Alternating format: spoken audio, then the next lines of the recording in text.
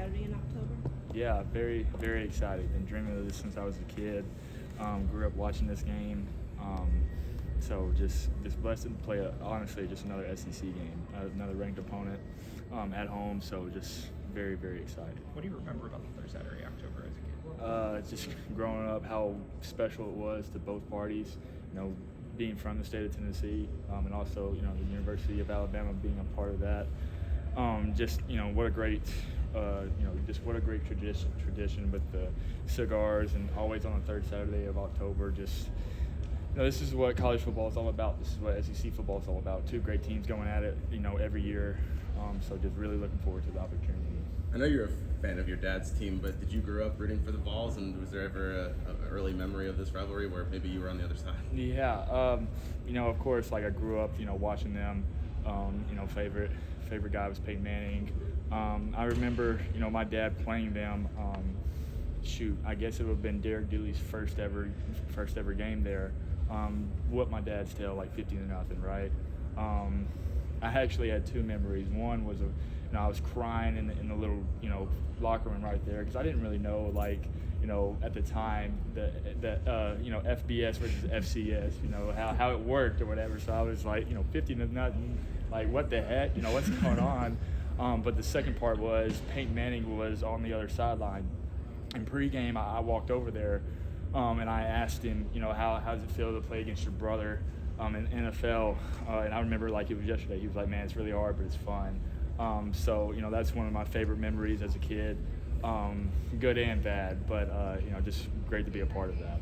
We heard you got after the offense a little bit in the meeting. Caden, let us know about that. Can you sort of walk us through what brought that on? Yeah, I think it's going to stay between the offense, but I just kind of told it how it was, how I felt as a leader. It's my job to make sure that I get the best out of guys, and I get the best out of myself.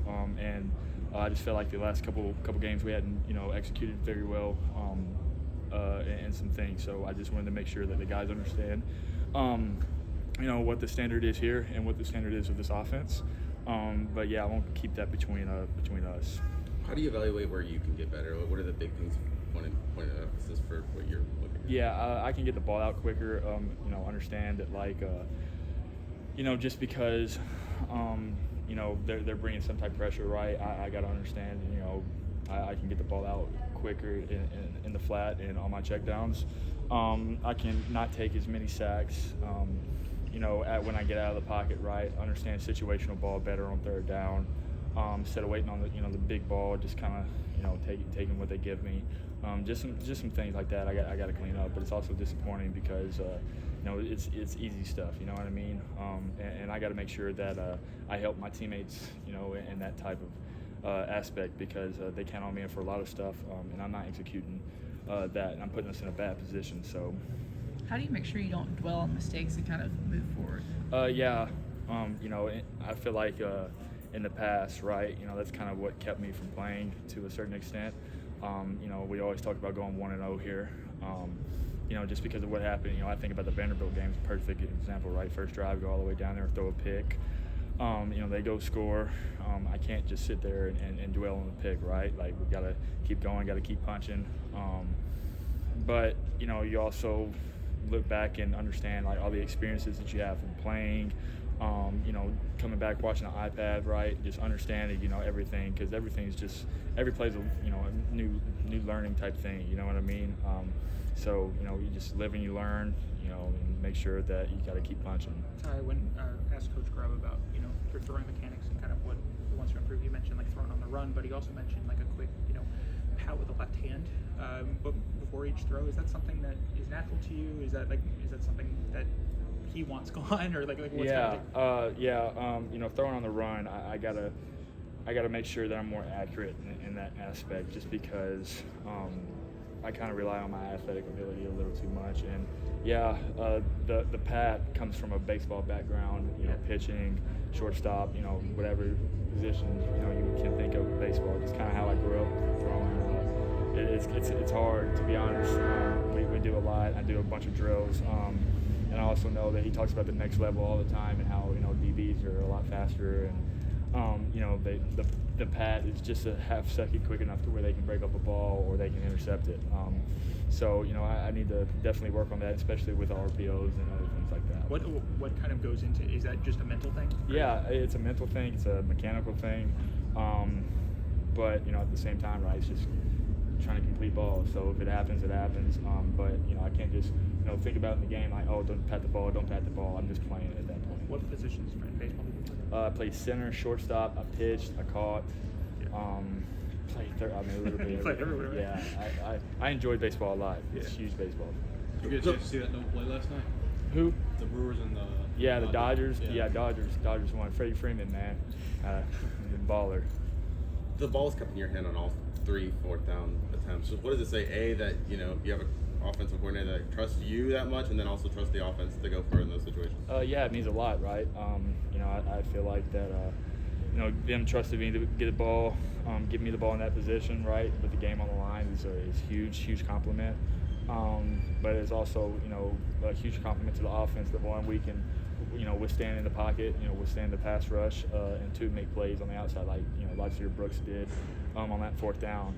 But I think about all the times that led up to the 4th down. You know what I mean? Like the sack, the MA on a screen, just easy stuff like that we can avoid, and that's what we got to stop. You talk about using your athleticism. Do you love those kind of rollout plays where it's just 2-on-1 against the defender, and you can kind of almost backyard it? Yeah, absolutely, right. You look at the Chiefs yesterday at the Monday Night Football game, right? Like Patrick Mahomes, that's kind of what he does best with the Chiefs. Andy Reid, and those guys do a great job of just getting Patrick out in space, right, and getting those guys the ball. It's kind of, one, it gives the defense another thing to worry about, and then 2, gives the fast guys a lot of space to go work. So. I just talked to Tim Keenan and asked him, is there any chance that y'all will line him up at fullback and put Proctor at running back? And he said, we'll see. Is there any sort of discussion at practice about Yeah, there's something in the works, and we're just going to leave it at that. So, yeah. He says he hasn't thrown the ball yet, though. Has he moved Nah, he's not going. He's not going to either. I've seen the way he throws. Ty, what have you seen? There's obviously been a lot of attention on you as Alabama started, but what have you seen from Austin and Keelan over the past few weeks? How have they developed? First off, right, like those guys are grown tremendously from the time that Austin's got here last year to Key's time in spring, right? Like, super proud of where they are. I think about when I was their age, and they're light years ahead of where I was. Just how mature they are, how much ball they understand, how talented they are.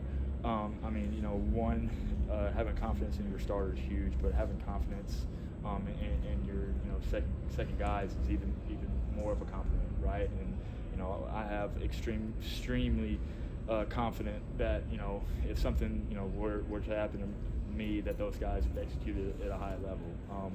So just really, those are my brothers, man. Like, just super proud of them, and I can't thank them enough, honestly. Like, those are some of my boys, and it's my job to make sure that I can mentor them in any type of way. What makes Tennessee's secondary so vulnerable? I honestly don't think they're vulnerable at all, to be honest with you.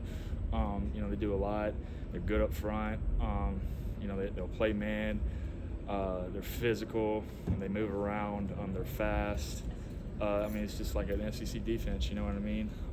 They're going to cause chaos. They're going to, they're going to blitz. All types of stuff, right? So we got to be on our P's and Q's, and got to be disciplined with everything, right? Because they're going to bring every type of thing they got at us, and we just got to make sure that we make plays, right? Because their offense is going to make plays with how tempo they are, and we just need to understand it.